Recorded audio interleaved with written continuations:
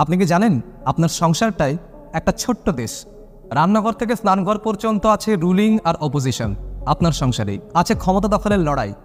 আপনার সংসারেই আছে ক্ষমতা হারানোর ভয়, আপনার সংসারেই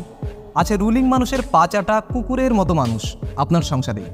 আছে অপোজিশনকে উস্কে দেওয়া কিছু মুখোশধারী লোক, আপনার সংসারেই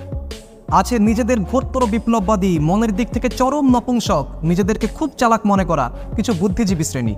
আপনার সংসারেই আছে কান পাতলা পাবলিকের মনে আমরা ওরা মার্কা সাম্প্রদায়িকতার বীজ বপনকারী ফায়দালোভী অমানুষের দল, আপনার সংসারেই আছে পিছন থেকে ছুরি মারা গুন্ডা বাহিনী, আছে নিজের ও নিজের প্রিয় মানুষের চরম ক্ষতি হয়ে যাওয়া দেখেও শুধু রুলিং পার্টির সঙ্গে পেরে উঠবে না জেনে নিজের বিবেক বিসর্জন দিয়ে সবকিছু মুখ বুজে মেনে নেওয়া ব্যক্তিত্বহীন নির্লজ্জ মানুষ, আপনার সংসারেই আছে প্রতিবেশীর উপরে হওয়া অন্যায় দেখে এবং সেই অন্যায় আজ বাদে কালকে তার নিজের উপরে হবে সেটা বুঝেও দোষ আমার কি এই ভেবে সুখনিদ্রা যাওয়া স্বার্থপর নির্বোধ কিছু লোক। তবে কোনো একদিন বিচার হয়, পাশাটা উল্টে যায়, কিন্তু দেশ বলুন বা সংসার, ঘৃণ্য রাজনীতি খুন করেছিল যে মানুষগুলোকে, তাদের ঝরে পড়া রক্তের লাল একই থাকে, ফিকে হয় না।